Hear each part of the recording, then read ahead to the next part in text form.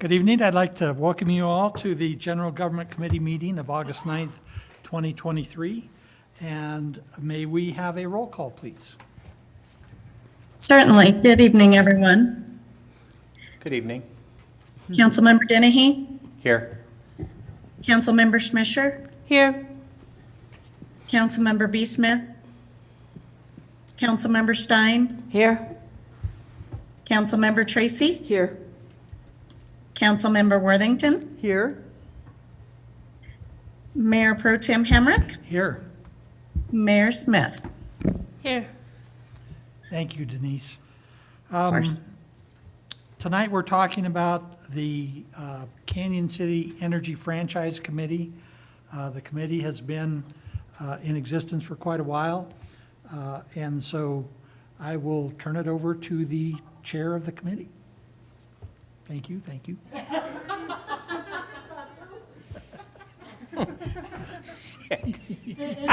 The highly esteemed and forever respected.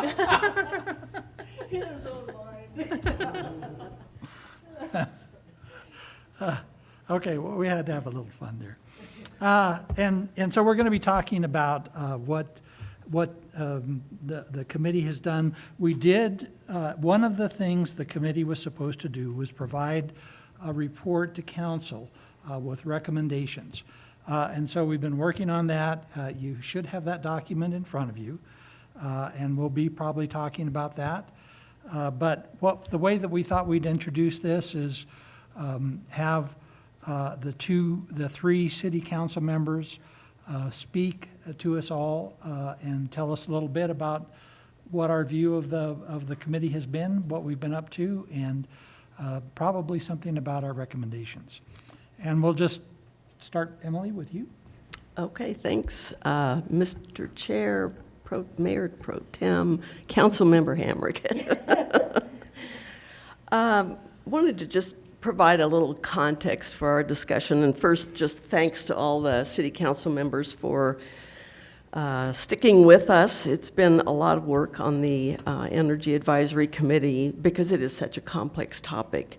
And we appreciate you looking at our latest document, which is a list of recommendations from the committee to the city council. And I just want to say that we really need, and I think this is a great opportunity for it to just really be a dialogue, not so much of a formal presentation. I am going to outline a few things, and I'm sure Kathy has some things, and John too, and perhaps Carol too, who's here as a member of the committee.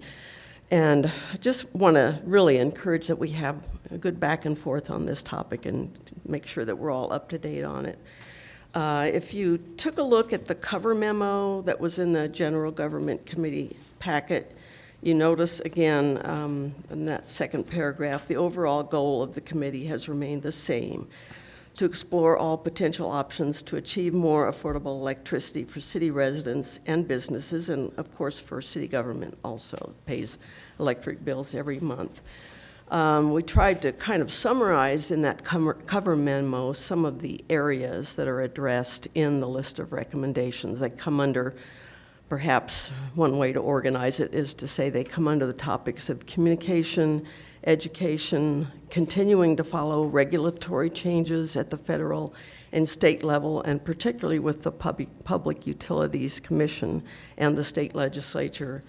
The need to continue to assess potential partnerships, the possible utilization of third parties to conduct an assessment of the distribution system within city limits, perhaps an independent evaluation of the costs and process to municipalize.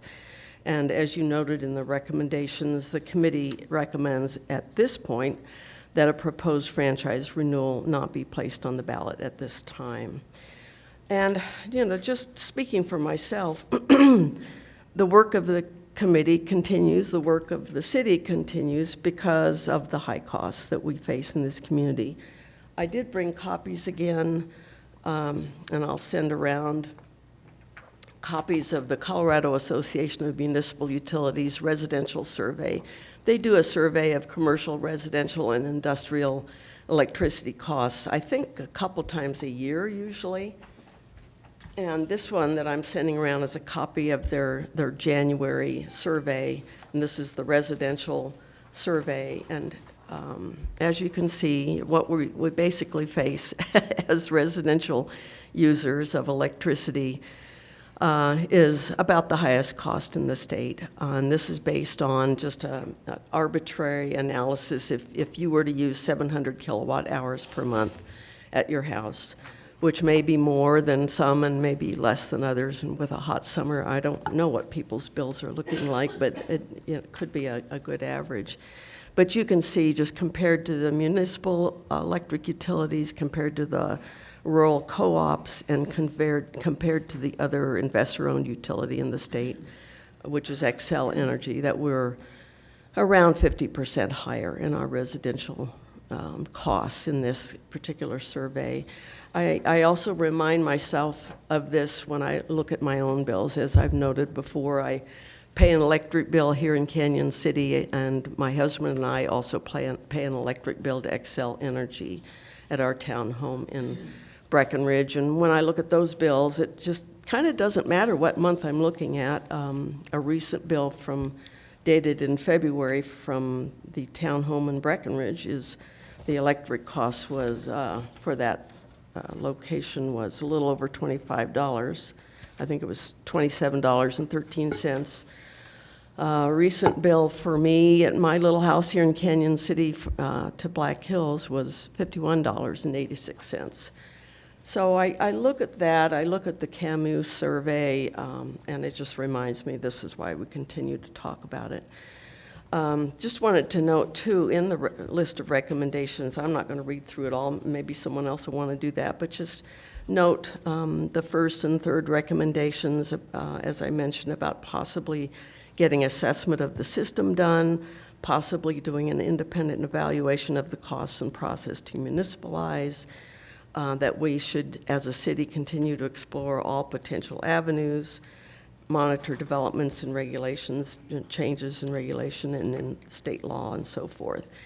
You'll note that that document not only included that list of recommendations, but also included language from our charter and from the city code, and also attached were recommendations from Steve Andrews, who's a retired energy consultant who has attended a number of our energy committee meetings, and then also Black Hills Energy provided responses, and you have copies of that, responses to Steve Andrews' recommendations, and then a comment from one particular member of the committee. And I think we noted, yes, at the very top of those recommendations that they represent the consensus of the committee, may or may not be a unanimous recommendation from every member of the committee. I wanted to mention two other things. There was legislation that passed. I'm trying to follow this, although I certainly may miss things.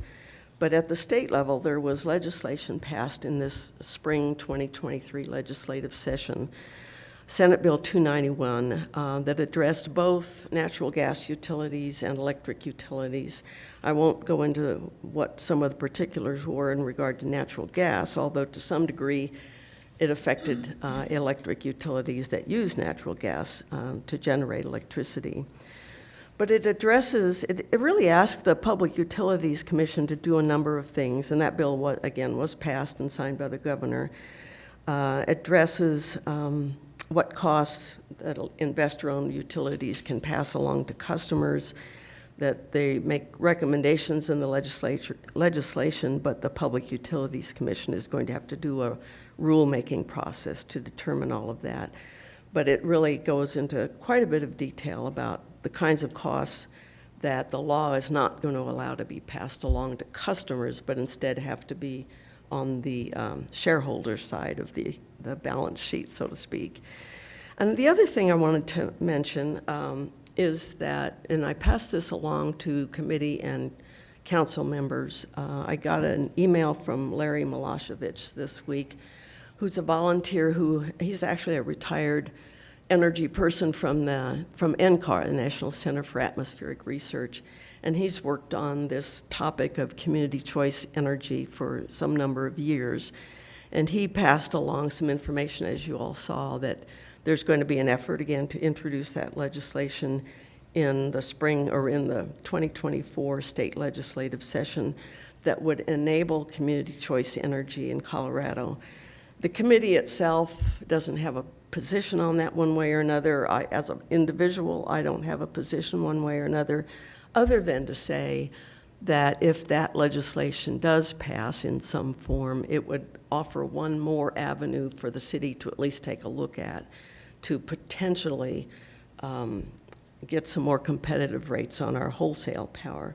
In Colorado, the proposal is to not do retail competition, but to do wholesale competition, and to learn from what other states have experienced, California and Oregon, for example, and make the legislation, if it's put together, if it's introduced, and if it passes next year, to make it really work better than what some other states have dealt with. For example, on things like exit fees, if a community or a group of communities decides to take advantage of this legislation, if it's passed into law, there are exit fees that have to be paid to the existing investor-owned utility so that they don't have stranded costs. But there's a variety of ways to compute that, so they're hoping to do a better job with that, and that's just one example of things.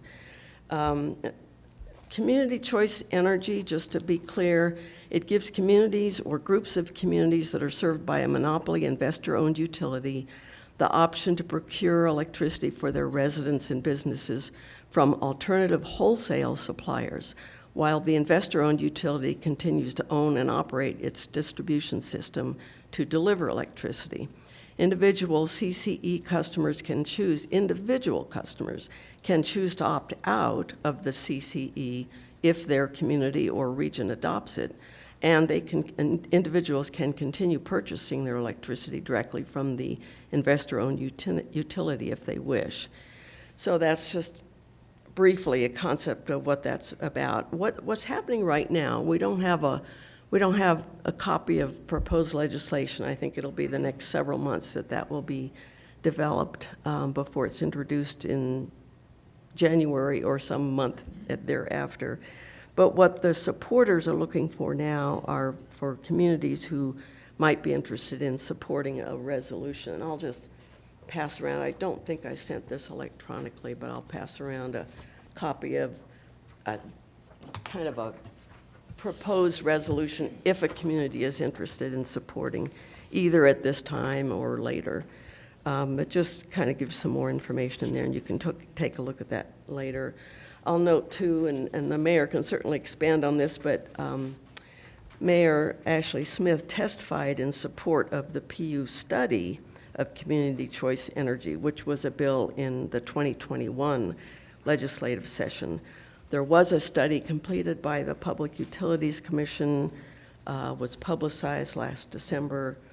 I don't think they came to a real concrete conclusion on it. They talked about the benefits of community choice energy if Colorado were to adopt it. They also talked about a lot of the barriers and risks of that kind of legislation. But there's certainly a lot of good information in that study if anyone wants to take a look. I don't remember how many pages that is, but it might be shorter than our packet was Monday night, so, comparatively speaking. So that's what I wanted to say just to start with. I think, and our chairman can correct me if I'm wrong, I think our next Energy Committee meeting is next Monday. I believe we're going to be asking for some more details from Black Hills regarding recent outages. Hopefully we'll have an opportunity to talk in that setting about the community choice energy efforts. And if there's anything that comes out of this discussion tonight to pass back to the Energy Committee, I hope that would be on the agenda. So I'll leave it at that. Thank you. Kathy, would you like to add some thoughts? Please. My thoughts are, I like the idea of the community deal, but I tend to be, probably because of my history with utilities, is I tend to be saying, what can we do now? I think that has some great potential, but we can analyze till we paralyze, and I'm sure you sometimes think that's what we're doing in the committee, and we're not. But it all boils down to, yes, it's going to cost the city some money for us to go forward. And I think it's very important for us, I'm hoping that that's not going to scare you away, because I think it's important for us to be able to do an analysis of just what the heck do we have as far as poles, wires, and underground, transformers, and substations, to be able to know just what we do have, what is some of the age of it, and an educated guess from a third-party analysis to say just what the heck is it worth. Now, obviously, Black Hills is no more wants to sell us the facilities than the man in the moon. But there are opportunities, there are people that have been talked to, there are people that are interested. We do need to do this going forward. Now, we can work with, the advantage of the city, and I'll let John go into this in greater detail, but John, the idea of us owning the analysis gives us a lot more leverage than if we were to rely on any of our suitors, so to speak. So I just don't want to scare you, because yes, it is going to cost some money, and I think it's well worthwhile. I do believe that there is light at the end of the tunnel, even though it's taken us a long time. A lot of education just within the committee and myself. I've learned a heck of a lot, probably because I'm getting to the point to where things are changing. But I think we do need to definitely think about this and hopefully go forward with it. So, thank you. Thank you. As chair of the committee, I would like to thank the committee members for all of the hours and work that we've put in and that you've put in to help make this committee a success. I think it's been really an important committee for the city. Part of what we're doing tonight is hopefully talking about some of the committee recommendations, but we're also talking about the future of the committee and what we would like to see the committee do going forward. Before I get to that, I want to say that our last meeting, there was one committee member who's not able to attend tonight, and he really challenged us. He said, what has the committee accomplished? And there was a lot of discussion and a lot of back and forth on that topic. I think what my interpretation, I went back and watched the committee, our last committee meeting this morning on YouTube, which is available to anybody that's interested. All you have to do is search Canyon City Energy Franchise Committee on YouTube, and you can get to all the meetings. But I think that what my interpretation of what he was saying is that from a practical matter, what has the committee done? And being a really practical person, that was important to him. And like I said, we had a lot of discussion on that. And I think that the part of what the committee has done, part of the answer to that is not so much on the practical side of the ledger, but on the process side of the ledger.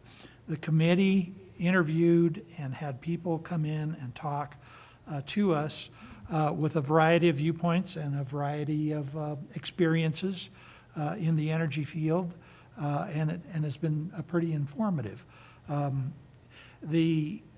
As part of what we've done, I think that we have been able to sharpen for council the issues before it in if the city, if council decides we want to direct our administrator to pursue some of these suggestions. I think that we've provided a lot of information to make those decisions. And I wanted to also emphasize what Emily did, the recommendations that will have the potentially greatest impact on costs for our residents and ratepayers within the city are items number 3 and item number 1. And those they can be conducted independently, but that is something, we're right in the middle of the budget process. That's something that we need to give tonight guidance to our administrator to see what we would like to see there. And so we'll get to that. That'll be an important discussion that we have. And from my perspective, the decision before the council is whether to accept none, some, or all of the committee's recommendations. Based on that choice there, either direct the committee to disband, to pause, to further answer specific questions, or to continue as is with meetings. And so part of what we're doing tonight is, we had this discussion previously. The issue with our twice a month committee meetings is that we generally meet for about 2 hours, and it is 2 hours out of our administrator's busy day. And so there is a cost for these meetings, and it's actually a pretty heavy cost in my view. So I think we've got a lot of recommendations in front of us, and some of them are recommendations for action. Some of them are kind of recommendations for advice. But hopefully we can talk about these issues and reach some agreement on what as council members now, speaking now as a council member, what our direction to the committee is going to be going into the future. And could we just note quickly that Carol Dunn is here as a committee member. We have 2 other committee members who are, I think, out of town and couldn't be here tonight, Kirk Souther and Doug Cohen. So just wanted I don't know if Carol wanted to add anything or not, but just wanted to make sure we recognize that. Sure. And you're welcome to, Carol, if you'd like to. Well, I'd just really like to thank Ryan for. If you have something to say, you need to, Oh, I need to go to, sorry, I'm sorry. Yeah, that way people on TV can hear you. Oh, gee, This- they're probably tired of listening to me. recorded for posterity, Carol. Do I need to push a button or anything? Okay, my name's Carol Dunn. I live on Barrett Avenue here in Canyon City. I've been on the committee for the entire time it's been formed, and also was on Canyon City's Energy Future, which was formed in 2018. We started looking at electric utility issues way back then, and that's when I got interested. I think, like I said, I want to thank Ryan for his help. We've given him some tasks throughout the last 2 years, and he's done them admirably without any griping, and we really appreciate that. And thanks for council for allowing citizens to help make these decisions. As far as continuing the committee, I think we have got a body of knowledge that we like to share with you. If you had any questions, we may be able to answer them or find out for you so that you don't have to go through this lengthy learning process that we've had to do, and been proud to do it, by the way. I think sometimes looking at history, I wish we could turn the clock back to at least a century ago and see that Canyon City could have been the master of its own fate, as so many committees did back in the 20s and 30s when they municipalized. But right now, it seems like we need to do a correction and do it sooner rather than later. The council soon could take a step of analyzing what we have for electric utility system and making hard decisions based on those facts. I think we also need to concentrate on waving our hands at the Public Utilities Commission, which we've started doing over the last 2 years, doing comments and that sort of thing, and also waving our hand at the legislatures so they don't leave this part of Colorado and this area that's so affected by this investor-owned utility, Black Hills. To me, I know John says that this is a cost of using Ryan's hours and our efforts and your efforts. But to me, it's more of an investment in the future. Because right now, I see it as either giving into the past or moving into the future. I think that's where we are right now. And I appreciate you listening to the committee members. We all have our various opinions, but we've come to this document you have before us with a lot of hard thought and tweaking of words and thinking about ideas that will help our city. Thank you. Thank you, Thanks, Carol. Carol. John? Yes. Could I just ask a Sure. quick question? Absolutely. When we're talking about what Ryan's time has cost over the life of this committee, do we know what the city has paid that they wouldn't have had to pay otherwise in electric costs? It's not a cost in dollars, it's a cost in time. In time, but still, we're talking about costs. That's, the money's involved. His time is worth something to us. So I just wondered if we looked at, look at what we spend in power each year, and if we could subtract 30% off of that, what could we do with that? That's just something that I think we might want to think about rather than just those costs. Well, you'd have to times it by an exponential number of how much it would cost to invest into, to get to that point for cheaper utility. Right? So that's a very complicated matrix. Yes. And I think I look at it a little bit differently. Like, we have a certain number of hours of city administrator time. I mean, granted, he's salaried, and we typically go well over that. But every hour that we allocate towards whatever the project may be is an hour that we can't allocate, or he can't allocate towards another priority. And I'm not in any way saying whether or not the time that has been invested in, the time that the city administrator has invested in these meetings has been worth it or not. I don't think about it in terms of the dollar amount, but rather in terms of what are the priorities that we've had to forego, or that we haven't had to make we haven't been able to make as much progress on as I know we all would have liked, because we've made the decision that this time should be spent in this way. And I would just really like to thank the committee. It's been 2 years of a lot of intense study, a lot of expertise that have come in to educate. And I've been really incredibly grateful for that knowledge that you've been obtaining. And it has been useful, and it will continue to be useful.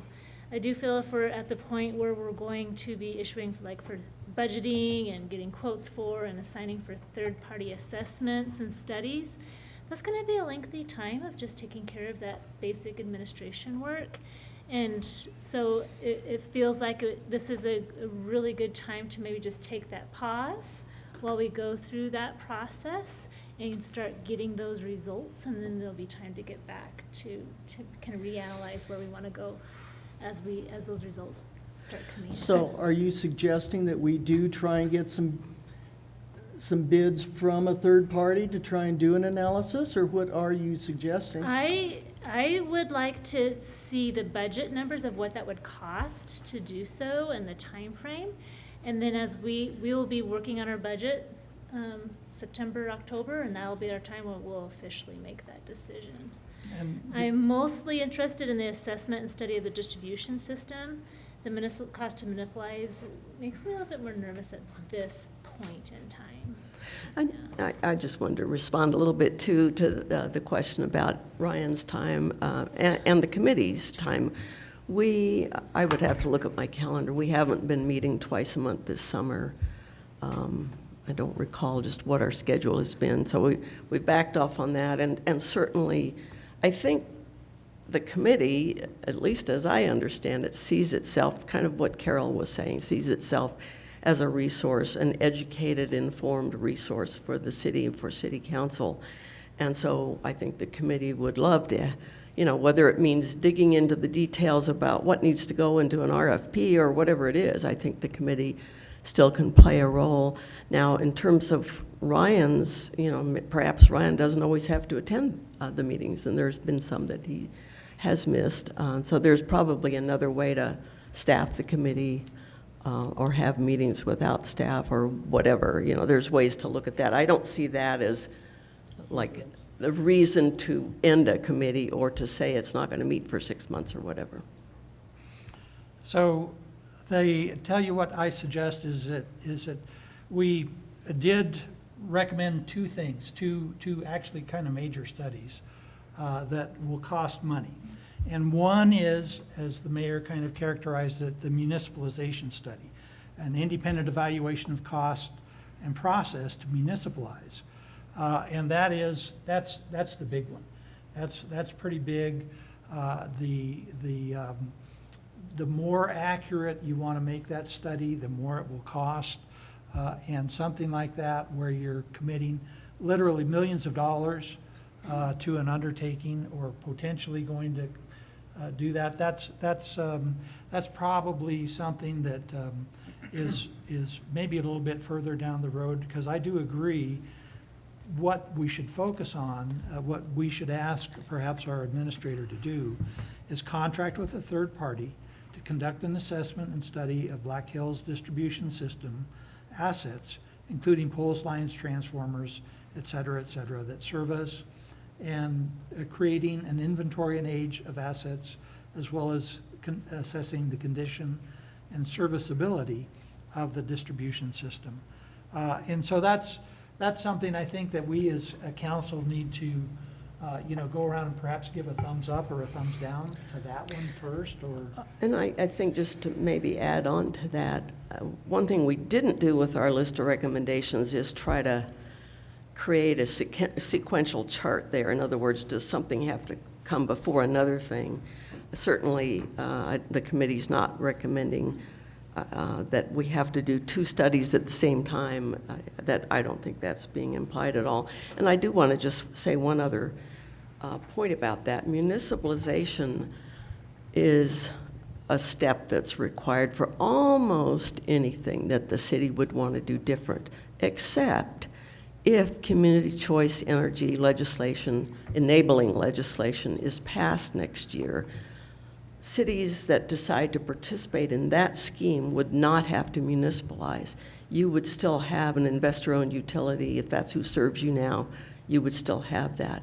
It just provides, it would provide, if it passes, a mechanism to set up a nonprofit, either at the community level or the regional level, to buy power on the wholesale power market. So I wanted to clarify that's another one of those unknowns that's just hanging out there.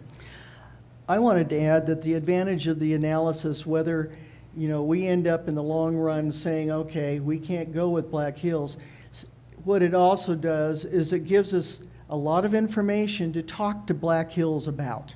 In other words, being able to say, okay, this is one of the reasons we see why you've had some outages.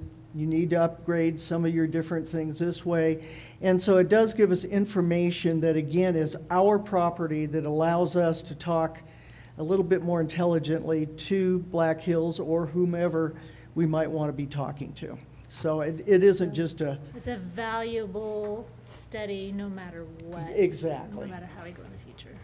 And my perspective on it was that this is something I think that we kind of owe our citizens, is because there have been concerns in the past about reliability. Black Hills has certainly done better, although we have had some outages here recently, which has kind of been a change. But I think it's something that pretty much everything else, if we're going to look at the economic factors for whatever, would be useful in helping determine that. So I'd like to ask us to go around and just say whether we think the city should Ryan, do you have some Hey, preliminary? Yes. Councilmember Someone- Schmisher and can we ask Tim a Denny question? I'm sorry, presently. I don't have the box, so. Okay. The box is here and it's not reaching far Yes, enough. this Fair is- enough. I have a couple of questions that I would love to ask. absolutely, I mean, please. the Energy Committee has spent so much time, and I know you guys have become experts on this with the number of hours that you've put in over Put the that past in couple of quotes. years. But before I'm prepared to give a thumbs up or a thumbs down, I have Sure, questions. absolutely. Awesome. So I heard you say millions of dollars. I'm assuming that is not the cost of the study, that would be the cost No. of the investment afterwards. Okay, awesome. And then my second question is, City Council Member Worthington started to talk about what we would actually do with this study. And I feel like as a city, we spend a lot of money on studies and assessments that unfortunately, because of XYZ reasons, we don't actually do anything with. And I would hate for us to spend more money on something that we don't have a concrete plan of what specifically we're going to do with it. So I would like to hear more about like, okay, we've got this study, we have all of this great information, what is our plan to actually use it so that we are being good stewards of our taxpayer dollars? How will it be something that isn't just sitting on a shelf? So if the Energy Committee could shed a little bit more light on that, that would be really helpful. What I would say is, first of all, if it didn't go any further than, say, the shelf, after we've talked to Black Hills, what it does is it also gives us a path. It gives us a path to talk to alternatives, whether that's another company, whether that's somebody else, but what it is it gives us the knowledge that other companies or suitors or whatever would want. If they were going to do their own, it gives us apples to apples to be able to compare one to the other. I do not believe that it would be useless even if we stopped at the first level with dealing strictly with Black Hills. I think it's something that gives us I don't know, I kind of visualize it as a fishbone to where, okay, if this happens, we have opportunities to go to A or to B. If B happens, this is where we go to C, and it gives us it opens up the ability to go forward, or at least be able to talk intelligently to our existing provider to be able to see what leverage we can finally use to be able to get some things done for us as a community. Thank you, Kathy. Other thoughts from committee members? Yes.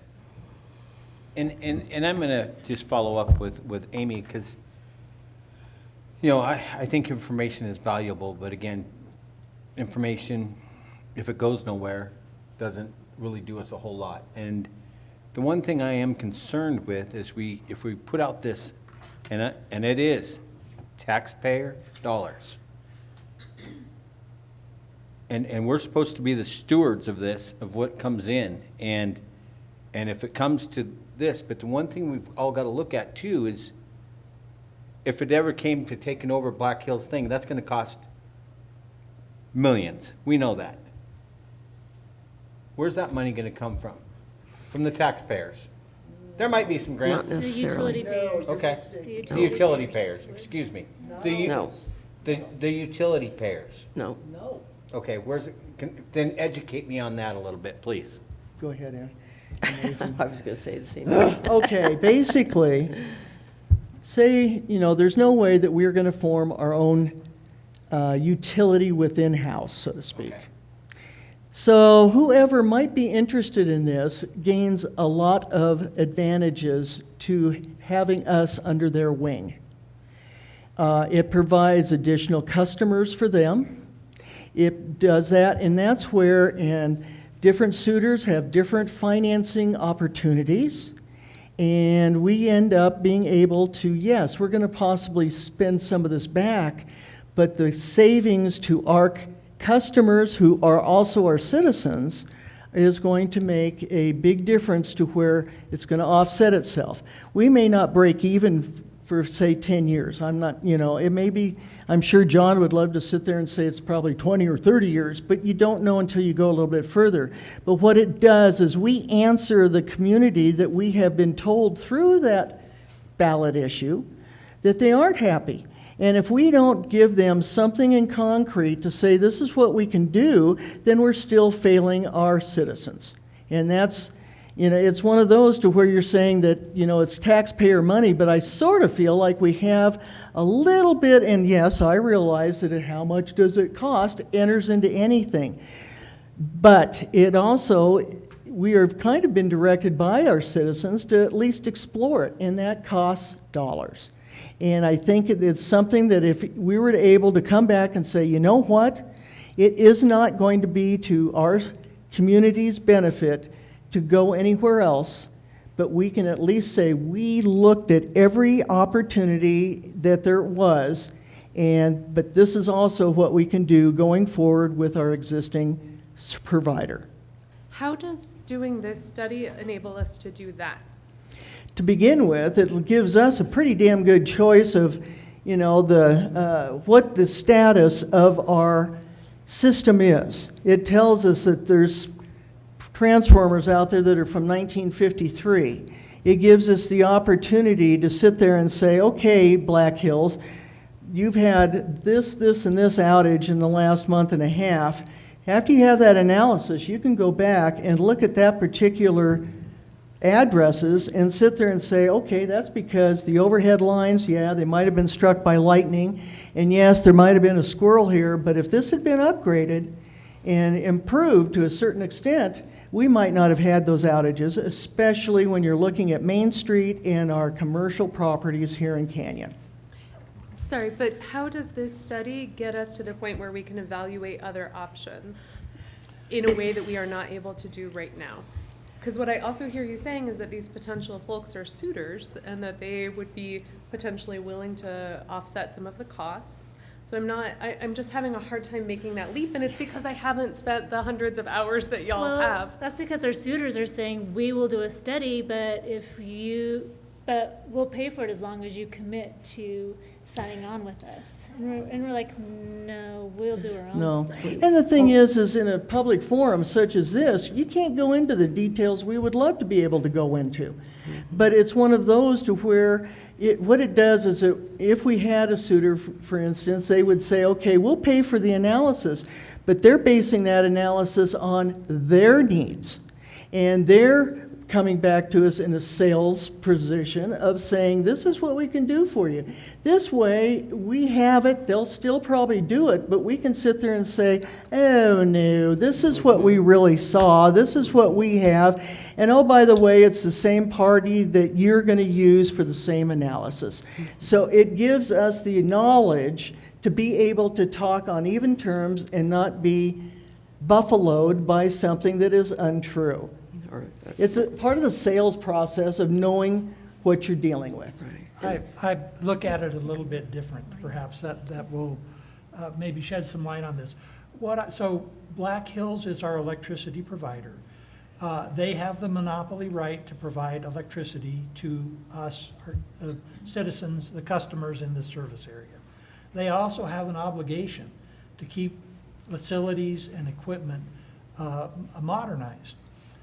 And what this study would do, it would actually give us the facts to be able to go to Black Hills and say, wait a minute, we've got, look at all these old poles that we have that were installed in the 60s. Those need to be replaced. And so what that does is that gives us facts on the system components that we can go to Black Hills and talk to them and be able to, because remember, although we know that if there are modernization efforts by Black Hills, that is paid for by the ratepayers, but it's paid for by the ratepayers in the entire service area, not just in this area.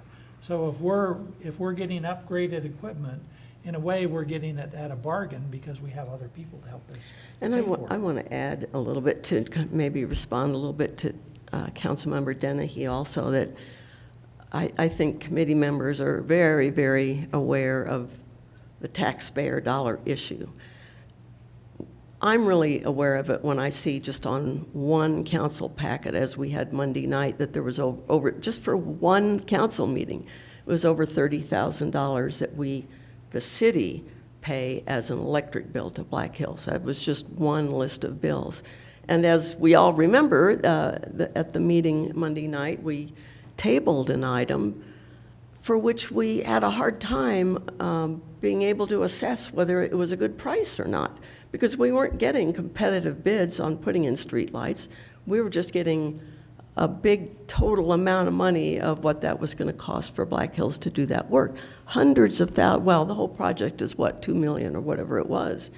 So I think we are all very cognizant of being careful with taxpayer dollars, and all of what we're talking about is to make sure that we can aim toward a future where we can cut what the city pays on its electric bill, cut what the residents pay, what businesses pay. Even if it were only a 10% reduction, it would be meaningful savings, I think, for everyone. And remember, we're paying 50% more if you look at that CAMU chart. Ryan, did you have something you wanted to add? I think Councilmember Worthington pretty much covered it, but going back to Councilmember Schmischer's question, having a third party that we direct on what we want to see in the study gives us a study that is best for the city and for our citizens. And I think if there are third parties out there that are interested, as Councilmember Worthington said, that study is going to be conducted at their direction with their end goals in mind. If we control the study, we control what the input is going to be. And I would, one further thought. I think that what this study does is it gives us knowledge to show whether or not Black Hills has been playing fair with us and the ratepayers within this area. Because if we have an extremely outdated system, that's not how this is supposed to work. They do have the monopoly right to provide electricity. Obligations come with that, and in my view, that includes not letting things run down until they fall down and then replace, but have some reasonable schedule to follow to upgrade and modernize the system. If you stop and think about it, the kinds of things that Black Hills has spent money on has been a reliability project. That's really great, but that's really outside our borders and doesn't say anything about the reliability of what we've got. And so to me, there's kind of two purposes. One, I think we owe it to our citizens to know if we've been getting a good deal from Black Hills or not by looking at the age of their system and the system assets. And two, it does give us, if we in the future decide to further explore ways to reduce costs for ratepayers through municipalization, it gives us a pretty good base to go into that much larger study from. John, I just had a comment. Sure. Yes, please. And I may be, and this is more of a question as well as a comment. I think too, if we know what we've got and Black Hills comes back and says, well, we've got to replace this, and of course, we will be paying for it in the long run because any improvements the ratepayers pay. We also have a case perhaps to the PUC to say they can't raise our rates because we're not going to pay for these things that they let, like you said, fall down over the years. So that might be an argument too. I don't know. Thank you. So it's even on this simple issue, it gets pretty complex and a lot of different aspects come into it. Yes. Two additional questions. How quickly is this kind of study out of date? That is, from my perspective, that is a problem with the study. It will have a shelf life. If it's not used in 5 years, it may not be very applicable. But it does give us knowledge today. If we had that study in our hands, it would give us knowledge today to knowledgeably be able to speak to Black Hills about our system and what its current state is. I ask the question in part just going back to Councilwoman Tracy's point that there isn't a sequence in all of these recommendations. So part of me is wondering, is this the right moment to do this study in line with all of the other recommendations that y'all have made, understanding that obviously the system will be changing on a daily basis to some extent. So just wanted to get your sense on that. Obviously with an RFP process, even if we said, yes, we think we should move forward in this, it has to be included in the budget and then it has to be RFP'd. So realistically, we're probably looking at least next year or end of next year before it would actually be done. And so that is the decision, whether to ask for budget monies to be set aside or to defer this decision until perhaps next year or the year after or at some more appropriate time if we're have concerns about the budget or impacts on the budget. And that might be something that we would want to hear as a council. If we did this, are we foregoing other projects that are virtuous? And I think tonight, There's we're not always- making the decision to spend the money. Tonight, we're Right. making the decision to find out how much it would cost, so we could consider that in the budget hearing. And I think, I don't want to put you on the spot, City Administrator Stevens, but I believe, I understand that you've gathered some information about what costs might be for that. Yeah, I think the study is going to be a six-figure study. It's going to depend on how detailed you want to go. Just, your Mayor Pro Tem Hamrick, you were talking about the municipalization study and how detailed you get with that one. I think you run into the same thing with this analysis as well. If you're going to go and you're going to inventory every single pole and all of the lines versus 10% or 20% or whatever percent of the system you want to look at, that's going to be a variable on what the study's going to cost. I think that's a good point, that, would an expert in this area recommend some kind of sampling as opposed to a full inventory of everything? So lots to look at. I'm just making a comment, and I'm not trying to be in a way, I'm trying to be a devil's advocate, but not in a bad way to be against it. But, okay, we do a study. Mr. Vihill's here from Black Hills Energy right now. All of a sudden, he goes, well, you know what, we'll do a study too, by, bringing in another different consultant. They don't need to. No, they don't need to, but I'm just saying. They already know. They'll, but they could, and we all know that every consultant, unless we detail it exactly how we want it, it could be different. There is no doubt, you can tell 10 people to do something, and 10 of them and you can tell them what you want, and 10 of them are gonna give you completely different answers. Yeah, but you want that person to give you what we want. Right. Right. Yeah, And- we understand that consultants, quote unquote, give you what we're paying them to give. Right.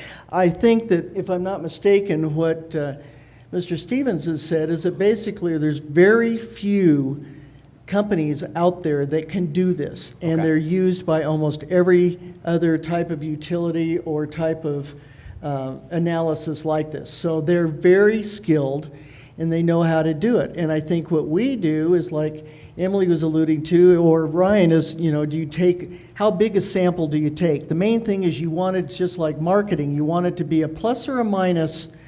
I would like it to be 1 or 2%. That's probably not doable in the cost frame that we would love. But if it's less than 5, less or plus or minus less than 5%, fabulous. So anyway, yeah, you're right. They might give us what they want, but the thing is that they would also be giving any other utility the same analysis. Okay.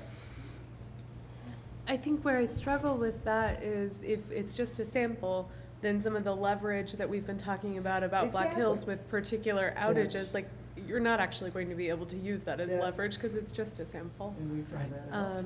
The other question I had was about city staff. So if one of our main goals with this study is to be able to use it as leverage, I would think that we would probably need to have somebody other than the city administrator who is following this issue and kind of tracking it and really ensuring that we are pushing things forward, just understanding how much you have on your plate. Is there somebody who's already been looped into these conversations, or do you have a vision for who would take this on were we to invest these sorts of dollars into it? As of right now, I think it'd fall on my plate. So I guess that just makes me wonder, how realistic is it that we would be using this as, as leverage in a real way, given all of the other priorities that you have on your plate? I think a question I would have is, if we did not do the study, then where do we move forward? Does that just mean this whole issue is just dead in the water Right. because now we don't have tools to move forward? I guess that's my question. And I think that the committee, the consensus of the committee was, this is important enough to put it on the list. We had a lot of discussion about these same kinds of things, and I think just everything on that list, I think the committee felt this is something the city needs as a next step. Otherwise, where are we? What do we do about the fact that we're paying so much? And, I was reminded when I read the audit document for our meeting Monday night, there was reference in there to, the low-income population we have in this area. I forget the percentage, but it was the median household income here is 30-some% below the statewide median, if I'm remembering correctly. So we're talking, and this isn't a secret to anybody. Even Black Hills knows that Pueblo, Canyon City, the bulk of their service territory is low-income folks, and yet we have these high costs of electricity. So I just personally feel like we can't just walk away from this issue. We have to find a way to make it better, even if it's just a little bit better. And this study, I think, is a way, as Kathy was saying, among other things, it provides, and John, an opportunity to sit down with Black Hills once we have the study and just say, we're worried about this, we're concerned about this. And I do want to say thanks to John and others from Black Hills who have met with the committee many, many, many times. John Vigil is there almost every meeting, and we appreciate that because he does provide a lot of good information for us. And he's not afraid to tell us when we're all wet, too, which is Right. good, And- because we want facts. We Right. don't want to go on supposition or how it used to be or anything that way. And so, yeah, we do appreciate him, although we kind of like to kill him sometimes, too. Personally, he's a great guy. Kill That's you with right. love, of course. But Ryan, I have a question, mostly because you don't have a vote in this matter. I don't have a vote in this matter either, really. But if we don't have this study, I mean, where do we go from there? Does that just mean we're just really not pursuing much after that because we don't have data that we need to make important decisions to move forward? I think, in my opinion, you need the study to move forward. I think and I think the committee may agree, but I think the committee at this point has done a lot of what they can do on this particular topic without having a study and more information. We're at a point where the committee or the city needs to spend some money to get the additional information to move forward. Would it be feasible or possible to, in the same time frame that we are drafting the RFP and soliciting and evaluating, come up with what the city's staff plan is to make use of this study, to make sure that it isn't just another assessment that sits on a shelf? Because I think that would be the biggest shame. I completely agree with everything that Councilwoman Tracy has said about the need for the need for affordable energy, the need for people to not see bills that they can't afford month after month. And what I would hate to see is for us to spend more city dollars because it's the only thing that we can do next, it's the next step, but then not have that follow-through plan, not have individual staff members identified with what specifically we are actually going to do with this study. So is that something that we could commit to doing so that we're not just doing a study in a If we do that vacuum? with every city-funded study, then I'm with you. I'm not sure we always do that. But yeah, it has to be a collective commitment at some level or another that we're going to keep trying to move forward. Now, again, if the community choice energy thing takes off next year, and after that not interim committee, whatever they call themselves, the Joint Select Committee, during the 2023 legislative session, took a lot of important testimony. I would encourage you, if you haven't had a chance yet, to read one of the attachments to Larry Milošević's email, which is, I think, 9 pages of his testimony to that select committee. A lot of good information in there. I have the sense that the legislature just may well move forward with this in some way. And so if that happens by May of next year, when the legislature has to end its session, then there's the potential for a whole different path that doesn't require us to municipalize, as I mentioned before. But we're not going to know that, until the end of the session next year.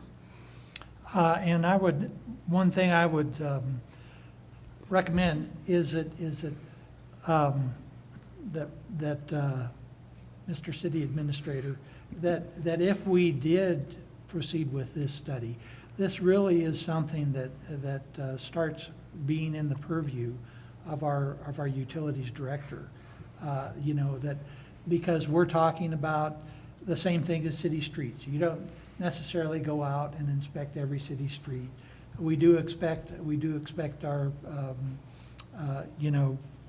our person to be knowledgeable in those things, and this is a case where it might be good to start sharing some of that burden if we decide to go ahead with this, because Yeah. to me, he would be a key player in. Except for Ryan's the one that's been attending the meetings for the past 2 years. Not Yeah, Leo. you know, and we have a public works director, not a utilities Yes, director. So, you know, some communities do have utilities directors, so that, there's a little bit of a distinction there. And I do think, you know, public works would need to be involved, as part of that analysis, but,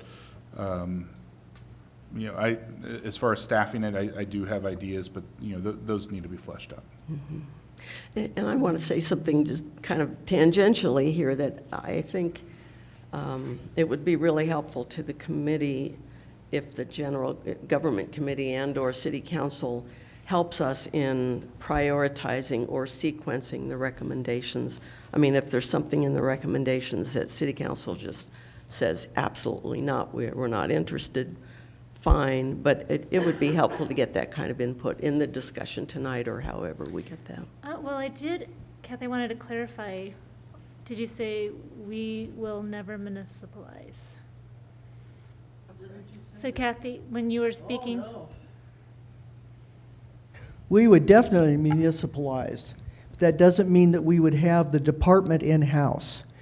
In order for us to make this happen, we have to municipalize based on state regulations, based on the CPCN, which is the public need and whatever, which I can never remember, but basically Black Hills has the right to serve this area unless we, as the city of Canyon City, decide to municipalize. And how we do that is we have a lot of options that way, and that's where you bring in somebody else perhaps to manage it for us, but we would municipalize. Exception, just to, hopefully that's not too muddled, the exception is if community choice legislation passed, it would not require municipalization. Okay. Other questions, comments? Yeah. Just one quick question. If this legislation passes, let's say by May, are we wasting taxpayers' dollars by doing this? Just, you see what I'm asking? No, yeah, it's a good question, and I would say if community choice legislation passes, whether it's next spring or some future legislative session, it would not change who the investor-owned utility is that serves this area and does the distribution. It would only change the wholesale source of power. And so that distribution system remains really important to us. Yeah. well, and I'd say, I don't know if I share the same confidence as Councilmember Tracy that a robust opportunity to do community choice is a reality. Just based on this last, the last study, I mean, they asked for a really sizable amount to do a really good study, and they just got pennies on the dollar for the study, which is why it wasn't super useful. They being Yeah. the PUC. Yeah. Yeah, and as far as if it does pass in this coming legislative session, by the time the state decides how the heck to roll it out, it's going to be down the road. And that's why I'm saying I like to look at what's available now to do the best that what we can for our citizens here. So basically, whether it passes or not, it still gives us the opportunity to go one way and still tag on to that down the road if it makes sense. So I think the analysis is based on the distribution, not on the wholesale. I have one last comment, and I hate, and I apologize for banging the drum, but this represents, and I looked this up once, and I used a very conservative estimate on how many families that we represent in Canyon City, and what this percent does, and what maybe an average monthly bill would be, and I made that very conservative. And it's well over $1 million a year that's going out of this community. And how do we know that perhaps the reason we're having a hard time attracting restaurants to the town, that may be part of it. Some of the things restaurants do is power intensive. That may be why some restaurants have a hard time. And then there's, just the people, just individual ratepayers. I think we need to keep that in mind. That's, what we're doing costs money. Everything costs money, and I agree with that. And I feel the same way. But this is costing everybody who lives in this town a lot of money every year, year after year after year. And I just think we need to keep that in mind in our back pocket. Thank you. Oh, well, I mean, I can add testimony that we have a tenants, luckily their roommates to help share the bill, but I mean, they work at a restaurant, they work for a hardware store, and their utility bill, like in the springtime, was $600. I don't know what was happening, but like, we can never afford to do that. Well, I know that, some people in town do not have gas to their places. They all run electric heat. And I know electric heat. I had that when I lived up in the mountains, and that's why you buy Goodwood stove, believe me. But, and I agree with you. I hate to see, but on the other hand, these people are complaining about it. And I'm going to say this kind of jokingly. They have their cable and they have every Netflix and all that, It's funny how people look at things, but no, I agree. I mean, I would love to have a lower bill. Don't get me wrong, guys. I'd love to have a lower bill. God, I think everybody would. I mean, I'm not saying this. I'm just trying to make sure we're doing the right thing and spending our taxpayers' dollars extremely wisely, because that's why we're here.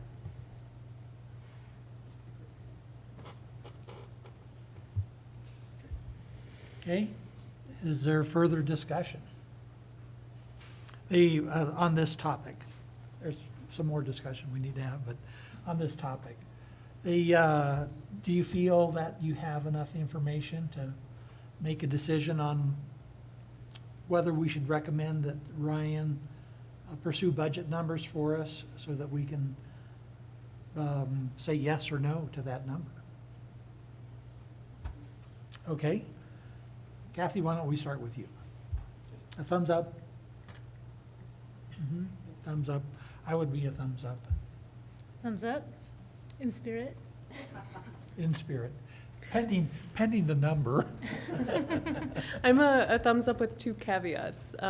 When it comes before us with the budget, I'd like to see what the trade-off is. What aren't we funding?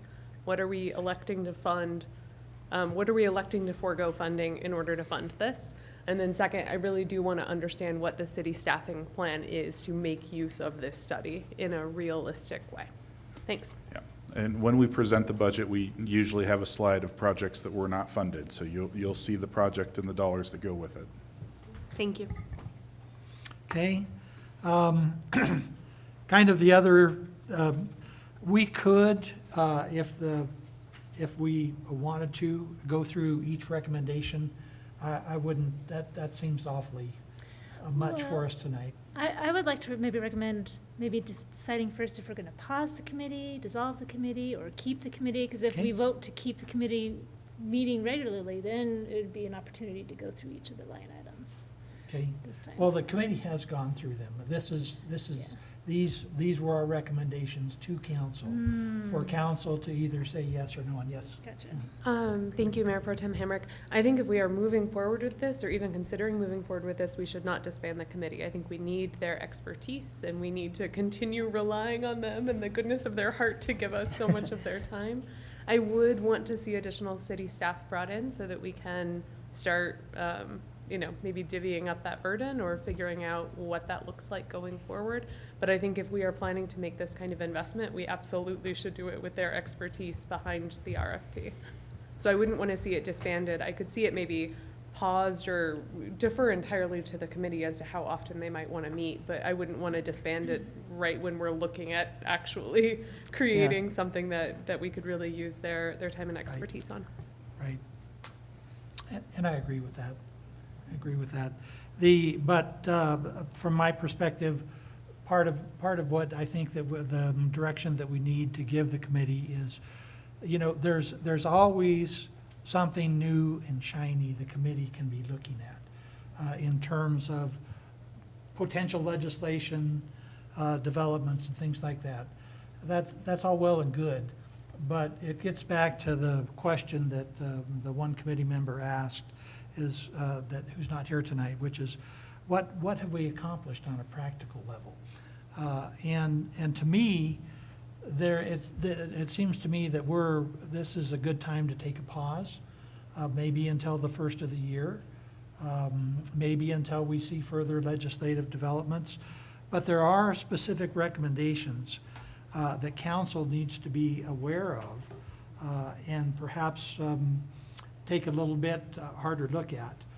For instance, number 6, the city should monitor developments in the state legislature to stay abreast of current developments. We should get legal advice because the current city code requires us to intervene in rate cases for which we have where we have a franchise with a utility provider. And the recommendation is that the city should seek legal advice and make a policy decision on how to handle non-franchised utilities and how to handle the whole issue of PUC action. I've signed up for PUC notices, and I'm getting notices about gas rate increases and things like that in my box. So you can spend a whole lot of time on that. That's for sure, just even on gas, let alone electricity. But those are important recommendations, and they're made for a reason, because there are some requirements, some in our charter. One of them is in our charter, including requirements if we did decide to municipalize down the road. So it's important to keep that in mind as if we do pause. But this really, what that means is that these are the recommendations of the Energy Committee. We as council should go through them and sort them out some way, and then direct the committee okay, you recommended this, we want to throw it back to you, take the ball here and run with it, or something like that. But I think that as council members, it's up to us to go through these recommendation lists and say, yeah, we want to do that, or no, I don't think we need to do that now, or maybe in the future, whatever the decision is. John? Yeah. I was going to say, one of the things I think it would behoove the committee to do is to maintain this push right now of appliances all becoming electric. And, you know, from water heaters to furnaces to whatever, mainly getting back to our low-income families, because this is something that I think Denver is going to pass as part of their building code, and I know that Ryan probably knows more about what's being looked at these new building codes, but I think that's something we could take on, just to keep a good eye on that, to make sure that we're not unduly going along with the herd. And I realize that they're talking about health issues and this and that from gas stoves, for instance. But I think it's one of those to where they dang well better make sure, at least here locally, that we're looking at that and keeping a good eye on that. So that's just an example of something we could do. Whether we're paused or not, we can just keep an individual eye on information that we find. Sure. Okay. And I do have a specific question. Is the committee, next Monday would be the regular meeting where I know there's some potential agenda items, but I don't remember if we said that the committee is meeting next Monday. We did say that we were going to meet as a committee next Monday Following to discuss this. to discuss what happened here, and to either chart a path or respond to council direction or whatever the case may be. And I would ask too that we consider whether we feel that the city needs more information about the recent power outages, and maybe have a discussion about that too. I was hoping that since we have a Black Hills representative here this evening and we are live streaming to the community, that we might be able to ask him to shed some light on that. No pressure.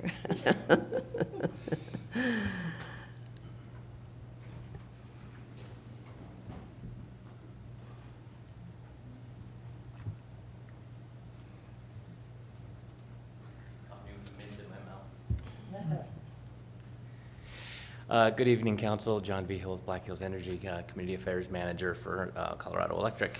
So the question is, the outages that you experienced, I think probably most notably in July 25th. If I remember right, that was the big outage. I happen to be out of the state at the moment, but you had an outage that lasted, I think, longer than normal, than you would normally expect. And I do have a little bit of information for you. So it's always hard to get down to the exact cause. To be able to say, you know, unless you find, whether it's a branch or an animal or something, it's hard to say what creates really a, you know, a fault, if you will, that trips something in the system. In this instance, I think the more important thing is that the extreme heat conditions of that day, I think you were in the 100 plus that day, the extreme heat conditions adds to the load. So more people are using air conditioners, the load is higher. What happened in this instance is you actually we had to take a little bit more cautious approach. Because those loads are high, we're switching more load than normal onto different circuits. And so that process had to be done very manually. If you were here in town that day, you saw our crews literally going from place to manually switch loads in places that usually we can switch those automatically out of our reliability center. But what we were seeing was, because of the increased load, you'd see alarms going off on certain circuits, and then they'd have to switch the plan, if you will. And then later in the evening, at the end, we did have to do kind of what's called a drop and pick, which means we have to drop service for a period of time in order to pick up load somewhere else. And so all of those things combined for a longer than normal outage.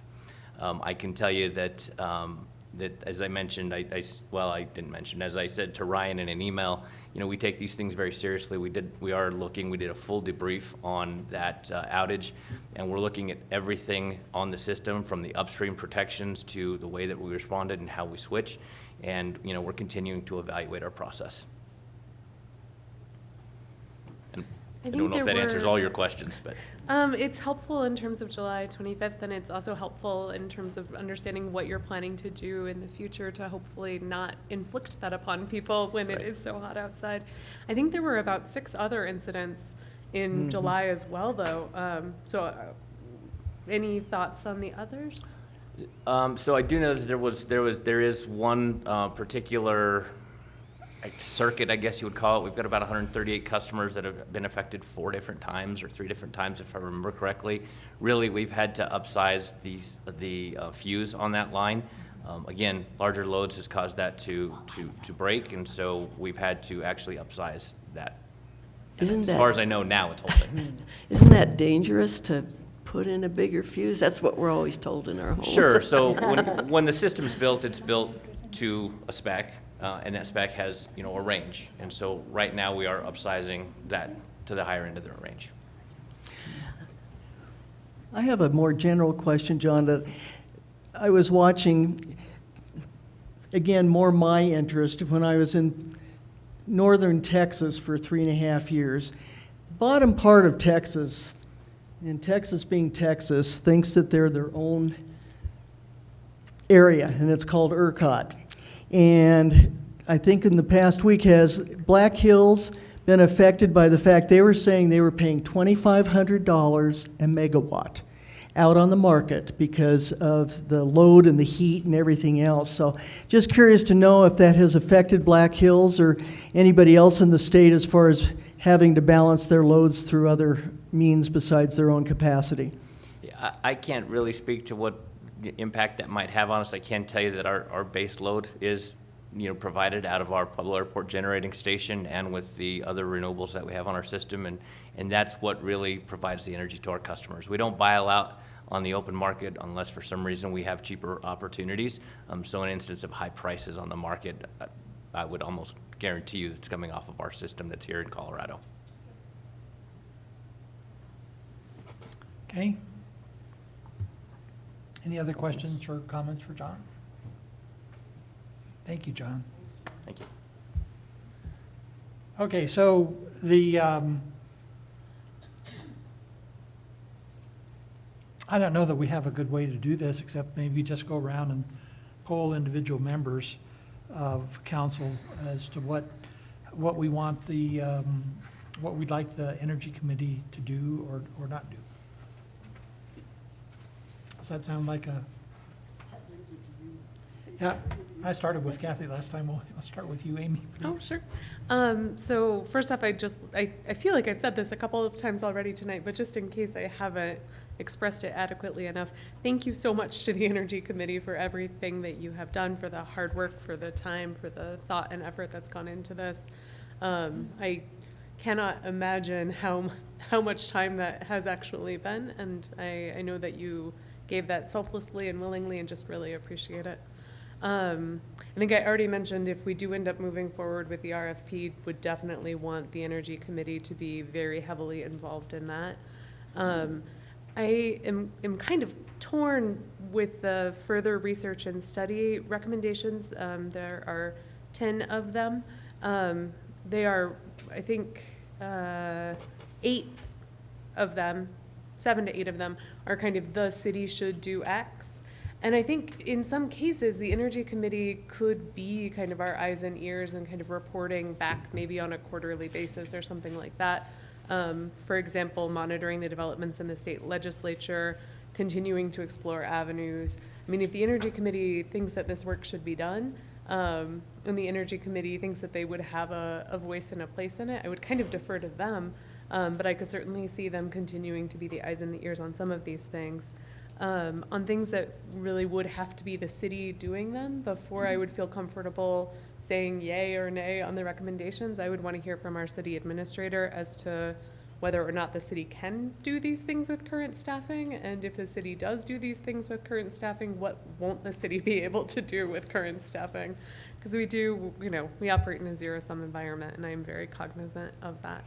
But in general, I think that the Energy Committee has done exceptional things for us in terms of evaluating the information, gathering a lot of resources, having a lot of conversations and meetings. And I really appreciate the time and effort that they've put in, and would love to hear their thoughts on if there are recommendations that they have made where they can continue to be that voice and that brain, I guess. Thank you.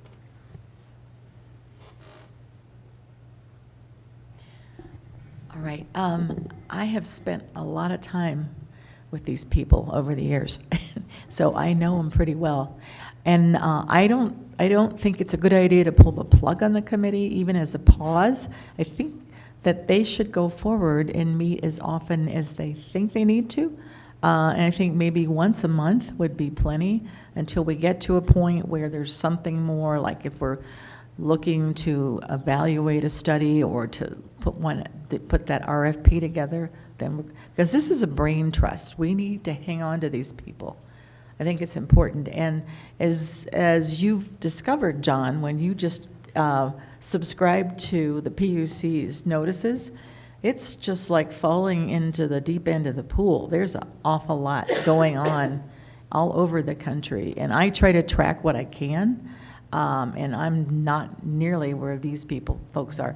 So I think we should keep them, no pause, but maybe once a month meeting. And if there's a month where you guys feel like you don't need to meet, that's up to you. But I don't think we should pause the committee, because as with many things in government, it's hard to get back on track. I mean, if you let things go. So I think we need to hang on to these people. Thanks. And I agree with the previous two. I think you guys have done a fantastic job. The knowledge, just the little bit of knowledge that I've got out of listening. I mean, this is way bigger than I would have ever thought it was going to be. But moving forward, I kind of agree a month. And if you guys don't want to, if you don't feel it's worth it to meet that month, then skip it and go to the next month until, don't. I guess I just use our resources wisely, is my thing. But move on with that, and I'll be real interested to see as we move along what numbers come up like, because that's extremely important, and that'll also affect on some different things as well. But for now, continue on.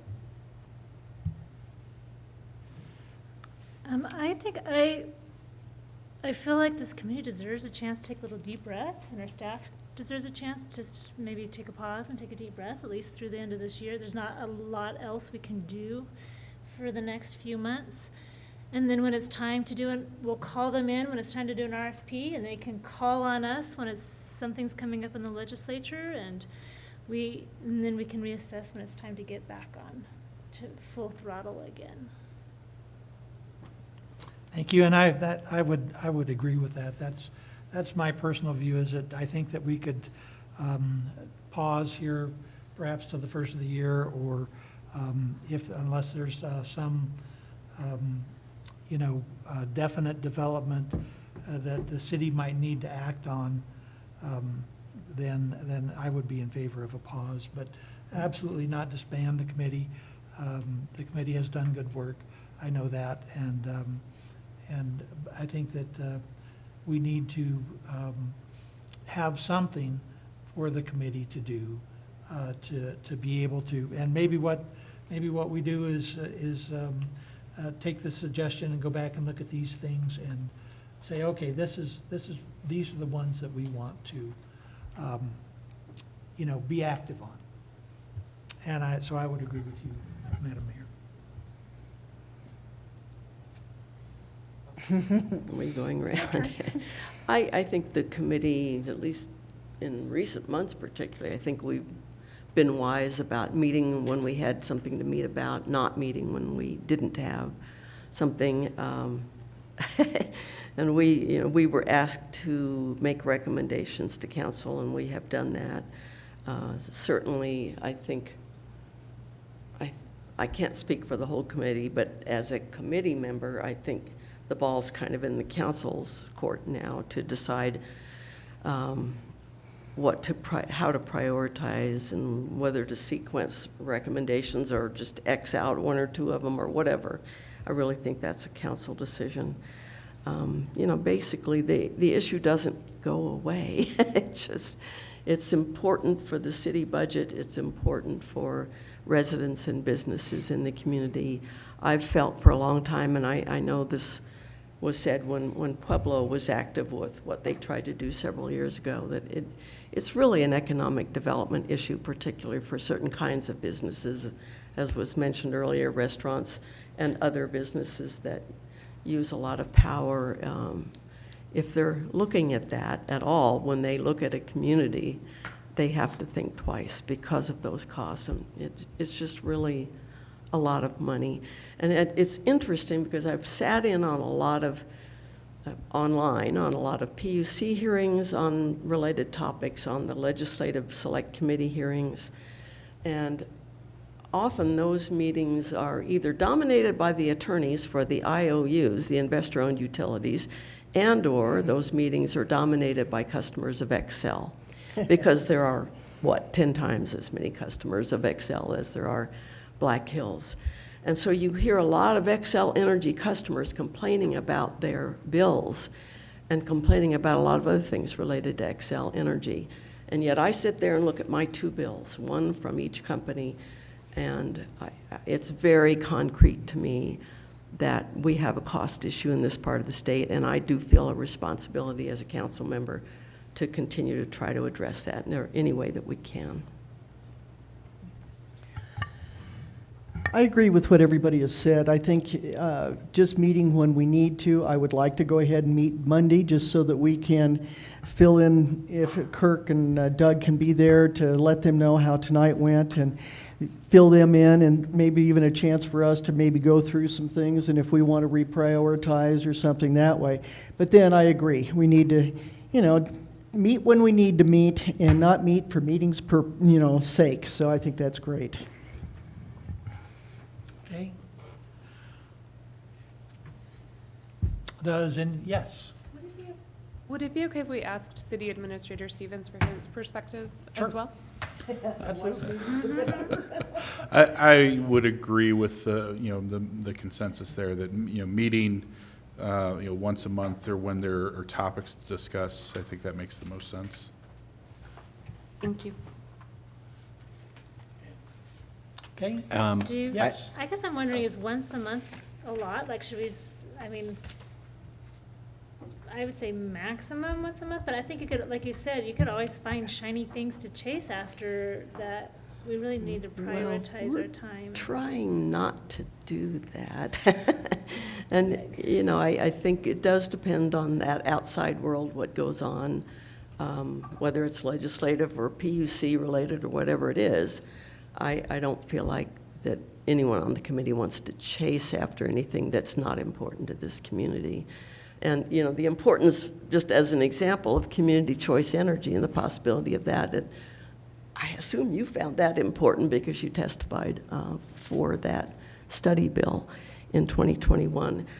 I totally agree that the committee should not meet unless there's something related to city business and city priorities that the committee can assist with. So I don't think there's disagreement on that. And at that, guys, I have to run. I really apologize, but I need to go pick up my son right now. Okay. And I apologize. Thank you, Tim. I will try to get on Zoom as fast as I can. We're just about to wrap up here. The,